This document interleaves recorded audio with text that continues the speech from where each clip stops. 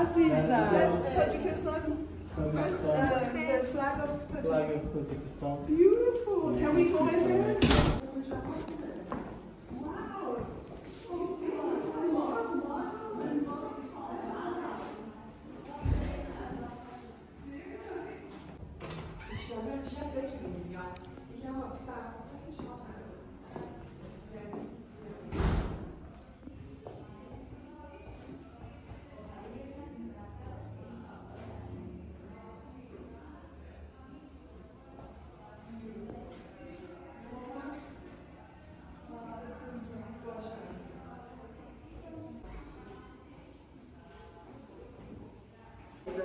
عنصری که با آن اطاعت میکردن ها این خاکی بودن، زمینی بودن، یعنی فضا. میگم که ما از فضای از خاک از آتش و از باد آب و باد همین چیزها 4 عنصر به آن زندگی نیست. و برای چی در دست داریوش هم گل نیلوفر است؟ به خاطر آنکه نیلوفر هم مثل انسان 4 عنصر با اطاعت میکند. اگر آفتاب نبراید باید روخش را نمیکشاید. اگر که در باطلاق باشدن در زمین ریشه هایش نباشد گل نمیکند. همین 4 رکنی که انسانیت دارد اطاعت میکند. همین نیلوفر هم به خاطر همین رمزی اوریای ها نیلوفر است. زحمتی زنهای تاجیک است. چند ساعت؟ روی این نمیشه که یک نفر کار کنه. روی این میدن برای یک سوزنی اجرا شدن است. من آموختم 26 نمود هنر میرفت است. اول باید که در تفکرت باشد که چی کار میکنی، یعنی فلسفه‌ای که در دلت هست. همین اول از روح و جان میبراید، از جسم میبراید، بعد شروع میشد از تیکه میبافن. تیکه از چی میبافن؟ از پخته چیکار میکنن؟ میسبزانن. همینجوری من حساب کردم 26 نمود هنر لازم است که یک درست کنید. من بار اول وقتی که در این سوزنی ها همین چیزها رو خیلی آموزش کردم و پاریس و در همین مسابقه‌های جهان اروپایی در 40 مرتبه من تنها ایران رفتم، با عالمان روبرو شدم و دانستم که همین سوزنی دوزی از قدیم مردم آریایی ها برای چی میکردن. برای اولش که همین علای میگفتم، من گفتگو کردم که همین علای در فارسی چی باشه. بعد این دانستم که علای این درختی نان بوده است. درختی نان درخت صبر میگویند. اگر همین برگ‌های من 1 سال میایستد این برگ هیچی نمیشود، یعنی رکن خودش رو گم نمیکنه. بالای همش باز آموختم که این درخت رو درخت صبر علای میگن حاضرای. این درخت در قدیم در زمان آریایی ها درخت نان میگفتن. این قاعدش همین خود است که این درخت با چشم، با دیدن، با گوش، با همه چی کمک میکرده است و دوا بوده است. به خاطر همین در بخارا مادر را نانا میگویند. همین نانا گفتن از همین آمده است که مثل همین درخت مادر هم شیر میتید، نگاه بین میکند، پرستاری میکند. گفتم اینقدر فلسفه زندگی زمان گذشته و وزبین و بلند بوده است. امروز باید جهان فقط از آریایی ها آموزد.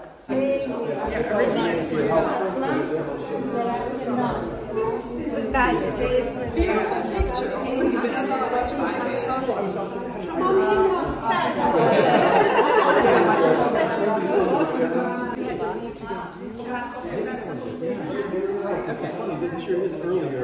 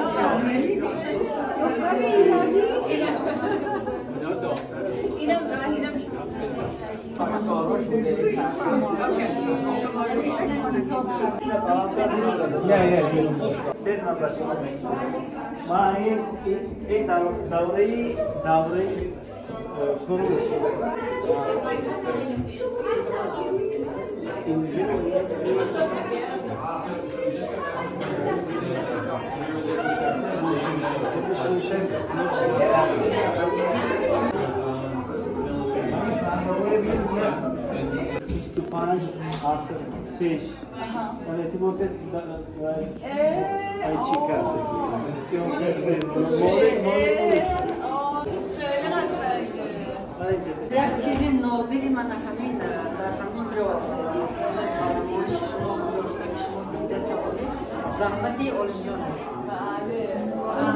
مثلا ببینید چگونه زنده کردن از روی همین خانگاه و سکه های زمان کوروش کبیر معین کردن ممکن است که سبک زندگی مردم چگونه بود. شاهنشاه های ما چگونه تاج داشتند. تاج ها هر یک سانتیمترش حرف داشت، یک چیزی بود نشان میداد، سمبوله چیزی بود. همین تنگه ها برای ما مثلا فراوانی لباس، آلمان برای شخصانی که در جاده ادب میخواهند تئاتر باشد، فیلم ها باشد، این یک دستور عجیب است. مثلا تکیه اساسی همین داریوش بزرگ و داریوش یک و کوروش کبیر به هنرمندا بودگی، به زن بودگی. وقتی که در همون قانون درباره حقوق بشریت می نویسد در جای اول زن را میگذارد. میگوید که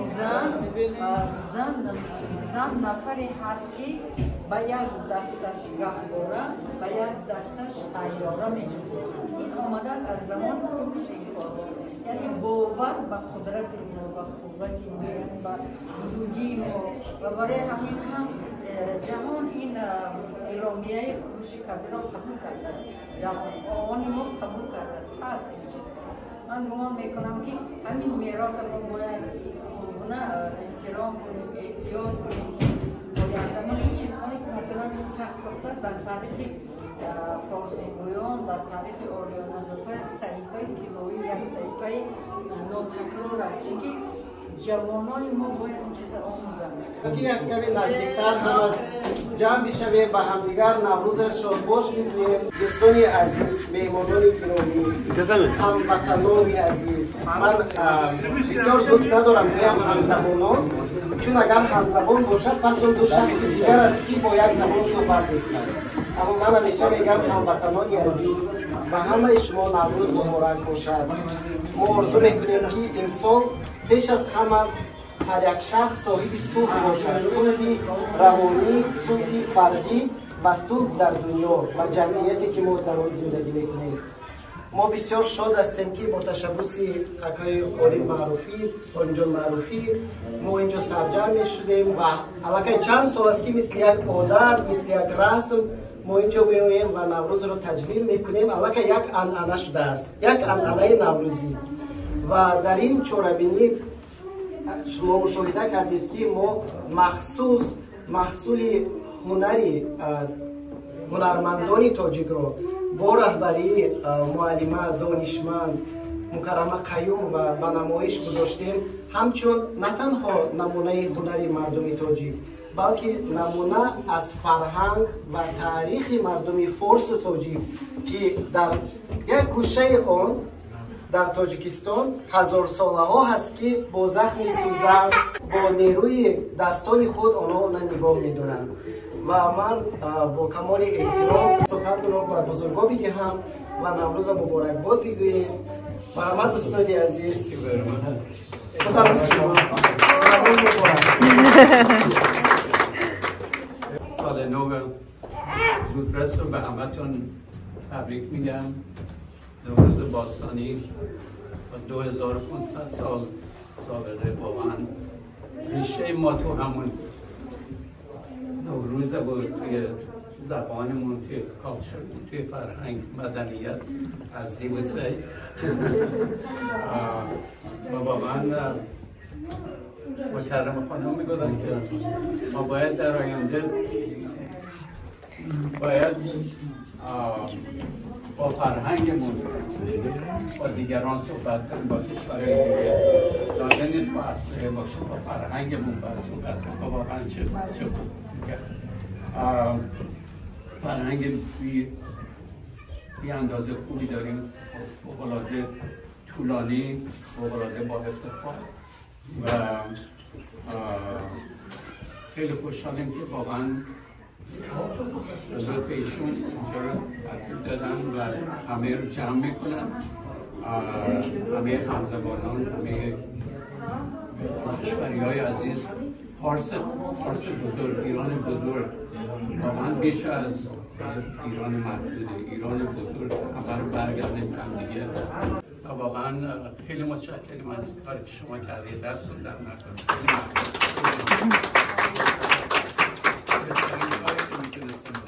تشکر زیاد. میگن که در حد سرحدی جهان سرحدی تاجیک زبان تاجیک است. تا اون وقتی که زبانی تاجیکی وجود دارد، فرق ندارد که فارسی زبانان و تاجیکان در کجا هستند، در هر کجایی که هستند همان محیط آنست. چون که ما مردم فارس و تاجیک و کجایی که برویم وطن خودم با روح و جان خود میبریم، از غذاهای ملی شروع کرده تا به زبان و تا با فرهنگ و به مدنیت خود. و اکای ولیم جان معروفی نفری هستند که دلشان درد میکند برای ملت، برای فرهنگ، برای مدنیت، برای تاریخ و همین اقدام تأسیس دادن باغ کوروش کبیر این یک اقدام بسیار بزرگ است.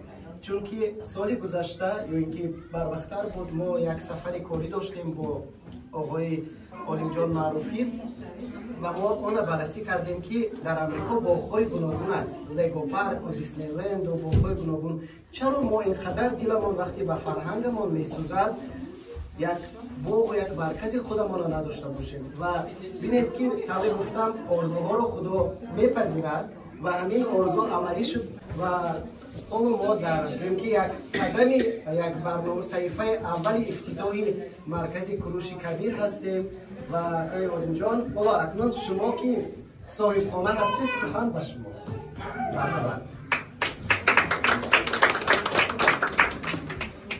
دوستان عزیز، ما همه دوست و برادر، یار و آشناییم، همه یکدیگر را دوست می‌داریم.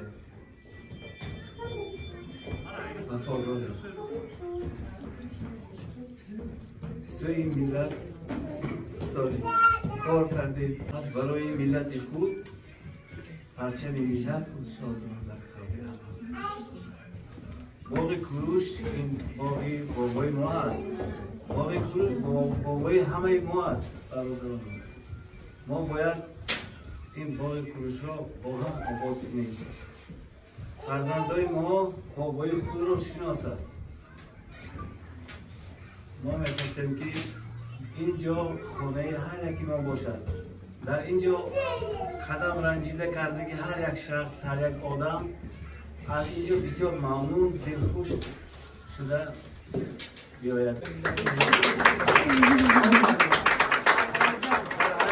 در همین باغ آمده دلش خوش شود، دلش خوشحال شود. مرسی.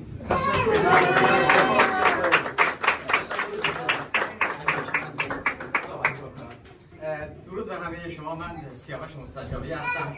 الان 4-5 سال افتخار آشنایی با ولیم جان و گوهر خانم و خانواده‌شون رو داشتم و باید بگم که در عمرم هیچ کس رو ندیدم که اینقدر علاقمند به تاریخ و فرهنگ ایران باشه و اینقدر بخواد توسعه بده این فرهنگ رو و بشناسونه به جاهای مختلف.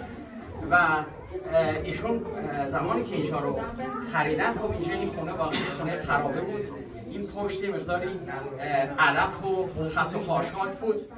چقدر عالی اینجا رو به این صورت درست کردن و بدون هیچ انتظاری گذاشتن در اختیار انجمن ما که استفاده کنیم و حتی گفتن که تمام مخارج اینجا هم مثل یوتیلیتی و تعمیرات و همه رو پرداخت میکنن و همینجوری که گفتم من واقعا هیچ کس رو در هیچ جا ندیدم به علاقمندی ایشون، کار ایشون و خانوادهشون فوق العاده قابل تقدیر. بی نهایت.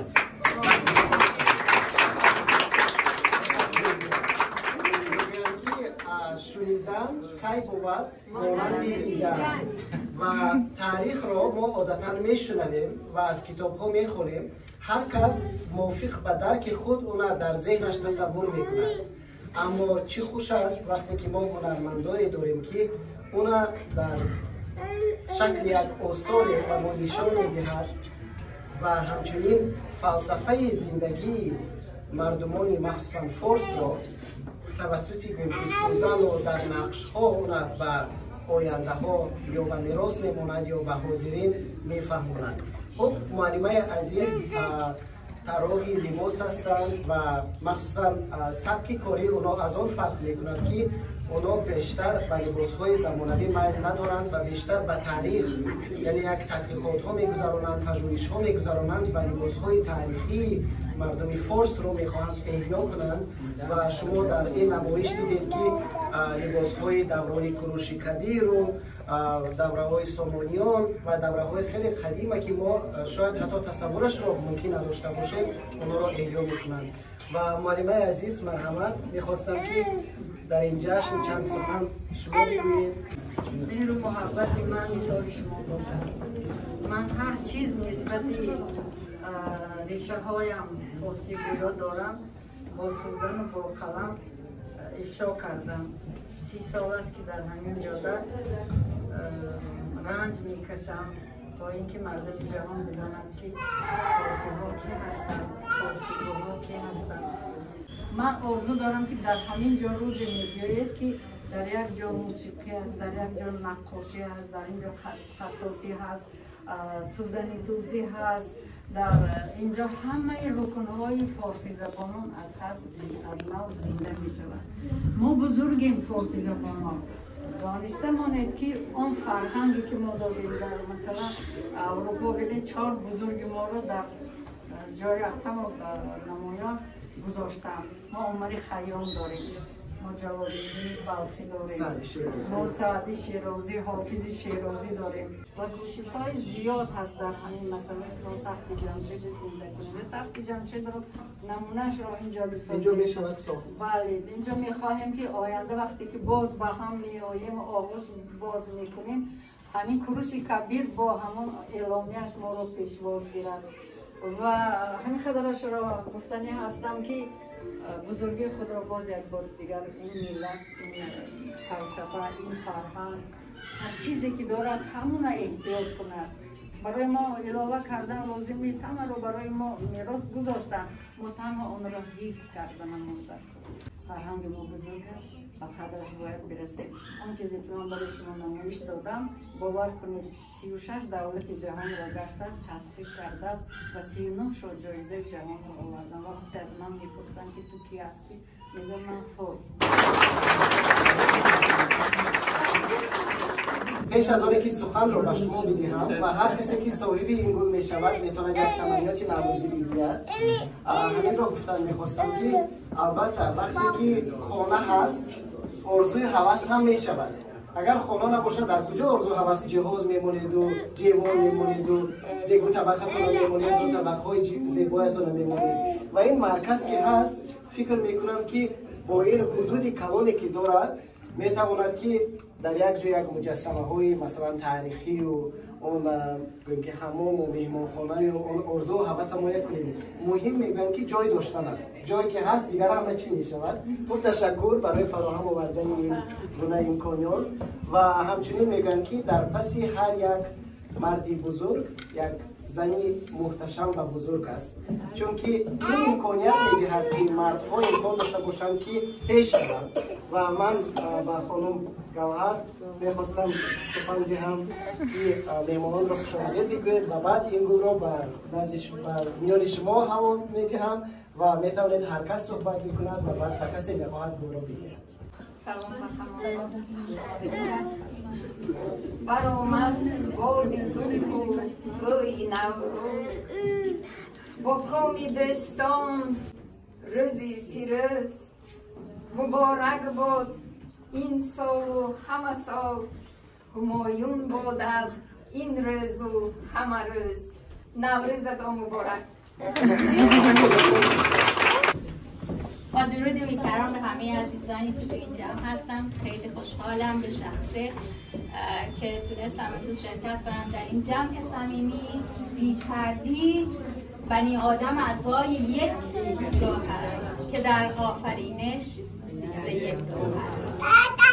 به هر حال امیدوارم که سالی پر از صفا و صمیمیت و سلامتی و عشق و رزق و روزی برای تمام ماهایی که اینجا هستیم و تمام ملت که در تمام نقطه دنیا زندگی میکنن و علل خصوص ایران عزیزمون.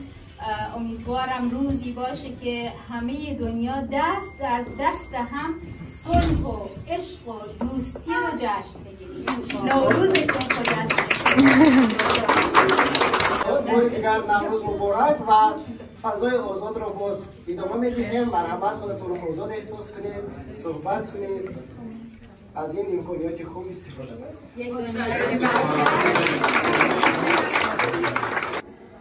اهلی همه انسان ها رو سلسلات احای زندگانی مکتگی انسان ها رو همشون رو با آمده ایستادگی ایدی نوروز آرام تبریک میگویم. تا توانی دوستان را گم مکن، دوستانی مهربان را گم مکن. در جهان بی دوست بودن مشکل است، مشکل آسان کن کسان را گم مکن. Salam, and thank you for the opportunity to give me to speak. I appreciate this center as my vision is it will bring the Iranian culture in the Midwest very evident. As Persians, we are in a beautiful city, but we don't have that big identity, and this center is going to give us that identity. I personally would like to be very helpful in establishing something that is of big value for this center. Thank you. Navruz Mubarak. Navruz Mubarak. نوروز شما مبارک باشه. نوروز شد و موقع خوشرنگ برآمد. بلبل به تماشای دف و چنگ برآمد. مرغان هوا جمله بکردن پرواز، مرغ دلی من از قفس تنگ برآمد. نوروزتان پیروز باد، هر روزتان نوروز باد. این اعلامیه حقوق انسان است که در زمان کوروش کبیر به تصویب رسیده است.